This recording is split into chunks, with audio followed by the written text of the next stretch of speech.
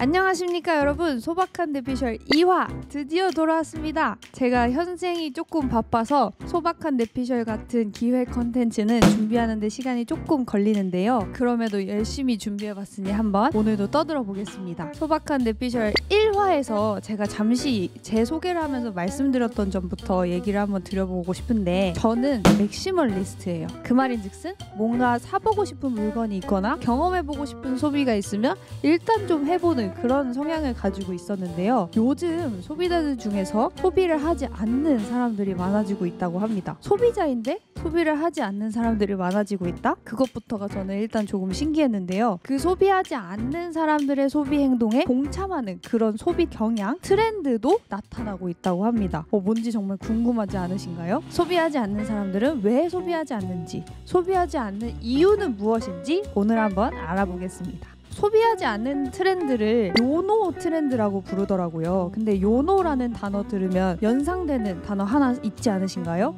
그렇죠. 욜로는 You live only once, 당신은 한 번만 산다. 즉 현재에 초점을 맞춘 라이프 스타일을 의미합니다. 오늘의 행복을 위해서, 오늘의 나를 위해서 더 많은 경험을 하는 어떤 소비 경향을 나타내는 단어였는데요, 요노, 그것은 무엇이냐?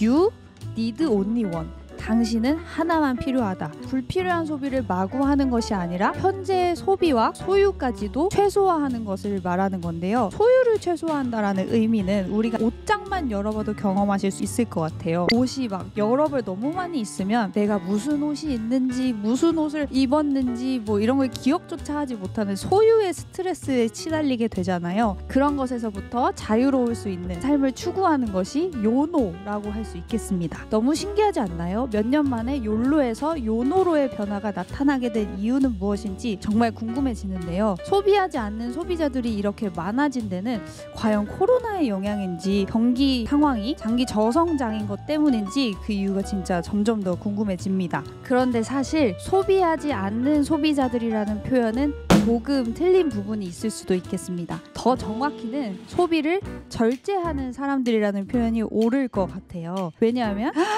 이렇게 공기를 들이쉬는 것도 공기 자원을 소비하는 것이고요, 여러분들께서 만약 저를 보시고 있는 상황에 핸드폰을 충전 중이시라면 전기 에너지 자원을 소비 중이시고요, 그리고 인간이라면 지금 흘러가는 이 시간 자원도 모두 공통적으로 사용하고 계시는 거죠. 우리 주머니 사정을 의미하는 금전적 자원도 포함이 되고요. 소비자는 태어나서 죽을 때까지 끊임없이 자원을 쓰는 대상을 의미합니다. 더 정확히는 소비자는 자신이 가진 자원을 써서 효용을 얻으려는 소비 활동을 끊임없이 한다고 볼 수 있겠는데요, 이때 효용은 소비 행동을 하고 나서 느껴지는 어떤 만족감이나 감정적인 기쁨이 해당될 수 있겠죠. 그래서 지금까지 소비자들은 그 효용을 높이려고 더 많이 사거나 더 좋은 걸 사거나 친구의 소비를 따라 사보거나 명품 소비를 해보면서 나름대로 효용을 높여가는 삶을 살아가고 있었는데요, 이런 대소비 사회에서 소비를 절제하는 사람들은 어떻게 살아가는지 유형화 한번 해봤습니다. 유형은 4가지가 되겠습니다. 그 유형 첫 번째는 검소한 삶을 살아가는 사람들입니다. 대표적으로 여러분들께서 익숙하게 알고 계시는 무지출 챌린지를 실천하시는 분들이 해당되는데요, 무지출 챌린지란 하루 종일 한 푼도 쓰지 않는 것을 의미합니다. 방법은 굉장히 다양한데요, 근거리라면 걸어서 이동을 하거나, 식사는 구내식당에서 해결을 하거나, 중고거래를 활발하게 활용해서 드림이나 나눔을 적극적으로 해보거나 하는 게 해당이 되겠죠. 최근에는 앱테크를 통해서 공짜 쇼핑도 가능해지면서 무지출 챌린지가 더 활발하게 일어난다고 하는데요, 특히 편의점에서 많이 이루어진다고 합니다.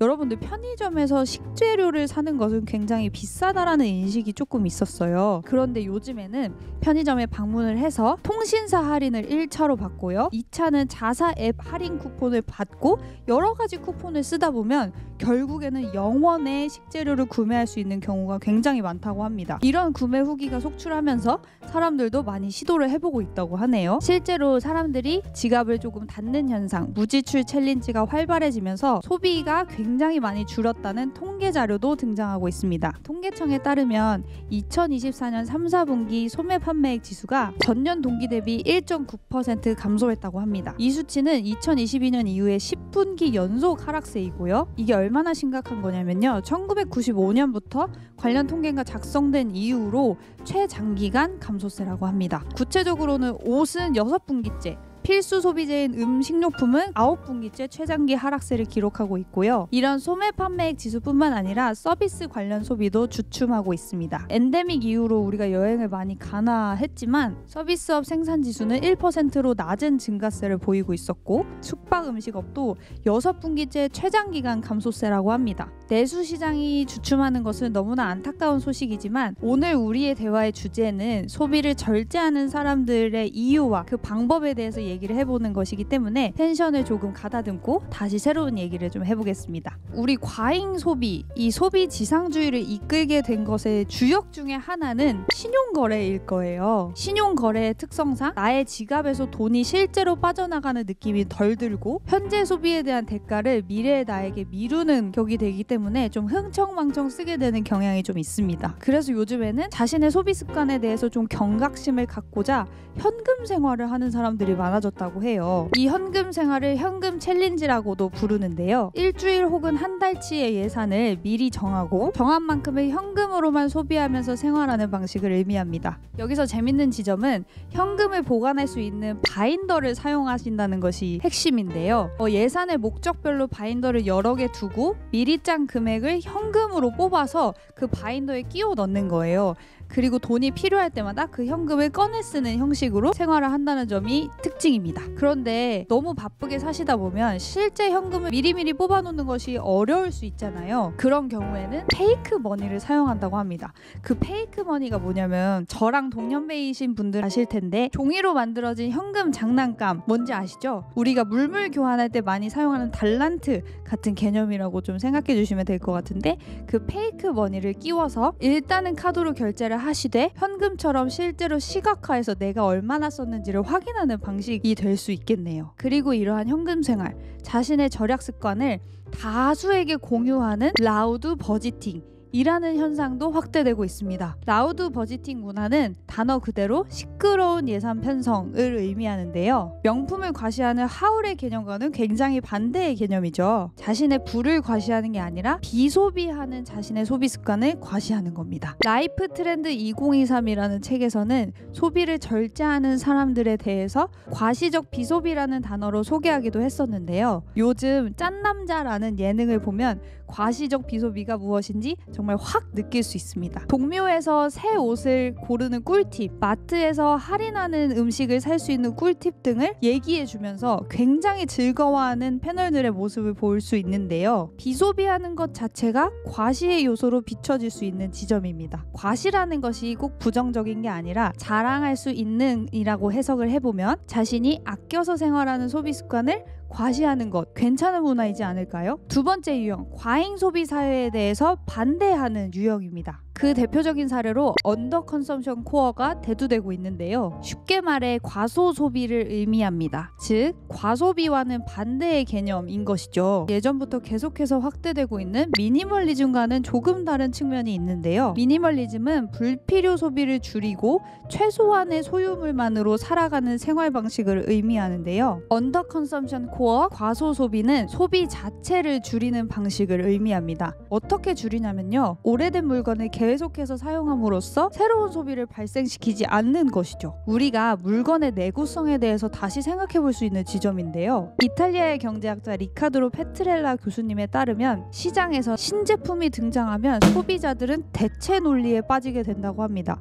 이것이 무슨 의미냐면요. 신제품이 기존의 제품보다 기능이 엄청 더 훌륭하지 않고 오히려 기존 제품이 아직 쓸만함에도 불구하고 왠지 신제품을 가져야 할 것 같은 신제품으로 바꿔야 하는 대체해야 하는 것 같은 느낌을 받게 된다는 것이죠. 실제로 우리가 신제품을 구매하게 되는 어떤 메커니즘이 그렇잖아요. 즉 기업이 일부러 기존의 것을 오래돼 보이게 만드는 계획된 진부와 전략을 써서 새로운 신제품을 계속해서 만드는 것이 시장이며, 시장화가 된다는 것은 모두를 죽음에 이르게 하는 것이다 라고 비유한 바 있으신데요. 그런데 요즘 소비자들, 즉 과소소비, 언더 컨섬션 코어를 지향하는 소비자들은 이러한 기업의 계획된 구식화 전략에 속지 않는다는 점이죠. 나의 물건은 여전히 쓸모가 있다는 것을 알고 굳이 새 것을 사지 않으면서 계속해서 자신의 소비량을 줄여나가는 그러한 과소소비 라이프 스타일을 지향하는 사람들이 많아지고 있다고 합니다. 그에 맞게 등장한 디인플루언서도 있는데요. 어떤 상품을 구매하도록 만드는 인플루언서의 반대 행동을 하는 사람들을 의미합니다. 그러니까 왜 그 제품을 사지 말아야 하는지를 알려주는 인플루언서가 등장하게 된 것이죠. 그런데 단지 상품이 개인적으로 써봤는데 안 좋다라고 불평불만을 하는 그런 이유에서 사지 말라고 하는 것이 아니라 함께 과소비를 극복해 나가자는 취지에서 어떤 홍보 영상을 많이 제작한다고 하네요. 세 번째 유형은 소비사회의 문제에 대해 적극적으로 저항하기 위해서 소비를 절제하는 유형입니다. 그 대표적인 사례로 불매가 있겠죠. 불매란 특정 기업이 비윤리적인 행동을 했을 때 소비자들이 구매를 하지 않음으로써 간접적으로 의도를 표현하는 방식이라고 할 수 있겠는데요. 이걸 화폐투표라는 개념으로도 설명할 수 있겠습니다. 화폐투표는 소비자의 소비 행위가 일종의 투표권처럼 여겨지고 기업이나 시장의 어떤 경영 방식에 영향을 미치는 역할을 하는 것을 의미하는데요. 즉 소비자들이 구매 의사 결정을 통해서 자신이 원하는 메시지를 전달하는 것이죠. 그래서 불매는 소비자들이 특정 기업의 화폐투표를 거부함으로써 기업이나 브랜드가 잘못된 길을 걷고 있다는 것을 알려주는 행동에 해당합니다. 2024년 초 한국에서는 꽤나 긴 시간 동안 불매운동의 대상이 되었던 한 유제품 기업이 소비자들의 10년간의 불매운동 끝에 오너 경영을 끝냈다고 하는데요. 현재는 새로운 경영주가 회사 경영의 정상화를 위해서 큰 노력을 하고 있다고 합니다. 이렇듯 소비자들은 소비사의 문제에 대해서 저항하기 위해 소비를 거부하기도 합니다. 불매는 기업의 윤리적인 행동을 지적하기 위해서만 행해지는 것은 아닙니다. 생태 환경적인 불매도 있는데요. 예를 들어 육류 소비를 하지 않는 소비 행동이 포함이 되겠습니다. 동물들이 만들어내는 환경 오염 물질들이 문제가 된다는 것 때문에 생태 환경적인 이유에서 불매를 하기도 하죠. 혹은 동물권을 보호하기 위해서 생태 환경적 불매 운동을 하시는 분들도 계십니다. 동물권 보호하는 것을 자신의 중요한 신념으로 삼고 있기 때문에 고기를 안 먹는 것뿐만 아니라 가죽이나 동물의 털로 만든 의류는 소비하지 않고 동물 실험을 한 제품은 구매를 거부하는 것들이 해당이 되겠죠. 네 번째 유형은 소비사회로부터 자진 이탈해서 공동체를 이루고 사는 삶을 유지하는 소비자 유형을 의미합니다. 이들은 현대 소비사회가 구축한 시장 중심적 해결 방식에서 탈피한 삶을 택한 것인데요. 자급자족 공동체를 이뤄서 상업적 소비보다는 스스로 생산한 자원과 재화를 나누며 생활합니다. 대표적으로는 덴마크의 스바놀룬 공동체가 있는데요. 1978년 설립된 공동체로 소비지상주의를 지양하고 지속가능한 삶을 추구하는 공동체 마을입니다. 이들이 어떻게 살아가는지를 간단하게만 소개해드리면요. 먼저 자급자족 농업을 해서 자신들이 먹는 과일과 채소를 직접 농사를 짓고요. 가축도 직접 키워서 유제품이나 육류도 자급한다고 합니다. 그리고 에너지는 재생에너지를 활용한다고 하는데요. 태양광이나 풍력 같은 재생에너지를 활용해서 에너지 자급률을 높이고 탄소 배출률을 최소화한다고 합니다. 그리고 모든 자산과 소득은 공동으로 소유하고 필요한 재화는 나누는 방식으로 살아가는데요. 이렇게 되면 경제적 격차가 크게 줄어든다고 합니다. 지금까지 살펴본 소비를 절제하는 사람들의 유형을 한번 되짚어보면 첫 번째, 검소한 삶을 살아가거나 두 번째, 과잉 소비에 반대하거나 세 번째, 소비사회의 문제점에 대응하기 위해서 소비를 거부하거나 네 번째, 자급자족을 하면서 소비를 절제하는 삶을 유형하는 공동체적인 삶을 지향하는 사람들이 있었는데요. 도대체 이들은 왜 소비를 절제하면서 살아가는지 그 배경이 궁금하지 않으신가요? 제가 생각한 배경은 크게 두 가지였습니다. 소비를 절제하게 된 그 첫 번째 배경은 소비자들이 지구 자원의 한계를 체감한 것 같습니다. 지금까지 우리가 기후라는 단어를 떠올렸을 때는 기후 변화가 가장 먼저 생각이 났었죠. 근데 요즘에는 기후 변화가 기후 위기로 변했고 기후 위기가 기후 재난으로 불리는 상황에 이르렀습니다. 기후 변화에 관한 정부 간 협의체 IPCC에 따르면 산업혁명 이후 지구의 온도가 1.1도씩 상승했다고 합니다. 이들이 발간한 5차, 6차 보고서에 따르면 1.5도씨 시나리오를 굉장히 강조하고 있는데요. 1.5도씨 시나리오란 1.5도 온난화 상황에서는 척추동물의 4%가 서식지 절반 이상을 잃게 되는 상황에 도달한다고 합니다. 정말 무섭죠? 그리고 만약 1.5도씨를 넘어서 지구의 온도가 2도에 오르게 된다면 산호초의 99%가 죽어버리는 상황이 발생하게 된다고 합니다. 그런데 사실 인간은 이기적인지라 이러한 얘기를 들어서 사실 위기감이 확 오진 않으실 수도 있어요. 저희가 체감하는 어떤 기후 재난 굉장히 다양하게 있긴 한데요. 그 중에서도 식량 공급망의 리스크가 증가했다는 것을 요즘에 굉장히 많이 체감하실 것 같습니다. 환경오염이 너무 심각해서 식품 공급이 어려워서 우리 생각해보면 프랜차이즈에서 어떤 특정 재료가 부족해서 토마토가 없는 햄버거를 당분간 제공할 수도 있다 라는 이런 안내 문구를 본 적은 거의 없으실 거예요. 근데 요즘은 종종 토마토가 공급이 어렵습니다. 감자 공급이 어려워서 감자튀김 제공이 어렵습니다 라는 사례를 속속들이 발견하실 수 있었는데요. 뿐만 아니라 식품 물가 인플레가 엄청나게 일어나고 있죠. 즉 지구자원의 한계를 피부로 체감하게 되면서 우리 소비자들은 더 이상 과잉 소비를 해서는 안 되겠다를 무의식적으로 알게 되는 것 같습니다. 과잉 소비는 곧 종말을 가져온다라는 현실을요. 소비를 절제하게 된 그 두 번째 배경은 아무래도 사회적 한계를 체감하는 것도 영향이 있는 것 같습니다. 우리가 살아가고 있는 경제성장 지상주의는 성장이라는 개념을 굉장히 중요시 해왔는데요. 살아가면서 성장의 가치를 두게 되면 더 나아가야 되고 더 많이 벌어야 되고 더 많이 축적해야 된다라는 것을 학습하게 됩니다. 성장의 끝이 없다라는 것을 반증하는 사례를 말씀드려 볼게요. 소비자학에서는 위치제라는 개념이 있는데요. 자신의 지위를 표현해주는 어떤 재화를 의미합니다. 주로 비싸고 갖기 어려운 희소성 높은 제품들이 포함이 되겠죠. 저는 외제차를 예를 한번 들어볼게요. 페라리를 샀는데 동네 사람들 모두 페라리를 갖고 있다면 그것이 나의 위치를 조금 더 나은 사람으로, 더 성장한 사람으로 보여줄 수 있게 하는 위치제가 될까요? 그렇지 않겠죠. 그럴수록 위치제의 가격은 점점 더 높아져만 갑니다. 남들보다 더 나아져야 한다는 경제성장 지상주의에서는 그 끝이 없는 것이죠. 그래서 사회적으로 성장한다라는 의미의 한계가 발생하는 것입니다. 그 결과 소비자들은 계속해서 소비하는 것만이 나를 행복하게 해줄 수 있는 방법은 아니다라고 깨달은 것 같아요. 오히려 소비를 줄이고 소비를 절제하는 방식으로 자신의 행복을 찾아나가는 게 아닌가라는 생각이 들었습니다. 세 번째, 이 이유가 가장 중요할 수도 있겠어요. 사실 사람들은 소비를 통한 기쁨을 더 이상 느끼지 못하는 것도 같습니다. 개인적으로 한계를 체감한 것이죠. 소비자가 제품을 소비할 때 얻는 효용이 점점 줄어드는 한계 체감 이론과 사람의 행복감이 정점을 찍을 때 하얀 곡선을 그리게 된다는 쾌락 적응 이론으로 설명할 수 있겠는데요. 인간은 아무리 많이 소비한다고 해서 매번 최대의 기쁨을 느끼지 않는 것 같습니다. 그리고 그 기쁨이 오래가는 정도가 매번 똑같이 계속 길게 이어지지도 않죠. 그래서 때로는 소비를 하고 난 뒤에 후회를 하기도 합니다. 즉 소비재가 넘쳐난다는 관점에서 풍요로운 사회를 살고 있는 소비자들이 여러 방면에서 한계를 체감하자 더 이상 소비를 하지 않는 선택을 하고 있는 것 같습니다. 지금까지 살펴본 대소비 사회에서 소비를 절제하는 사람들 유형을 살펴봤고요. 소비를 절제하는 그 이유, 배경에 대해서도 살펴보았습니다. 조금 다소 복잡하셨을 수도 있을 것 같아서 제가 아주 간단한 요약을 한번 준비해 보았는데요. 여러 소비자학 연구와 그리고 제 생각을 더해서 우리가 일상생활에서 소비를 절제할 수 있는 방법을 한번 제안드려 보려고 합니다.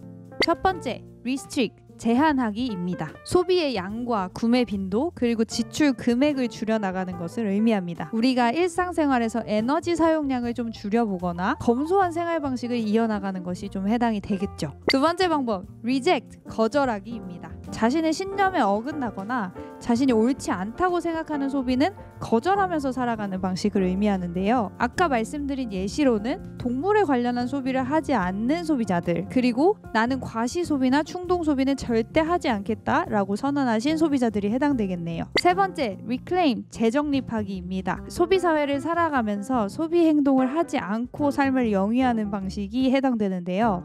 아까 말씀드린 예시로는 자급자족을 하면서 살아가거나 물건을 공유하고 교환하면서 살아가는 방식들이 해당이 되겠죠. 이렇게 여러분들께서 일상생활에서 실천하실 수 있는 절제 방법 3가지도 소개해드려 봤는데요. 지금까지 제가 준비한 내용 어떠셨나요? 소박한 뇌피셜 2화 재미가 있으셨나요? 재미라기보단 정보가 조금 많았던 어떤 에피소드가 될 것 같은데, 여러분들께 말씀드리고 싶었던 것이 많은 부분이니만큼 조금 긴장도 됐습니다. 그러니 혹시 제가 부족한 정보를 전달한 부분이 있다면 댓글로 보충해 주시면 감사하겠고요. 지금까지 시청해 주셔서 너무나 감사합니다. 안녕히 계세요.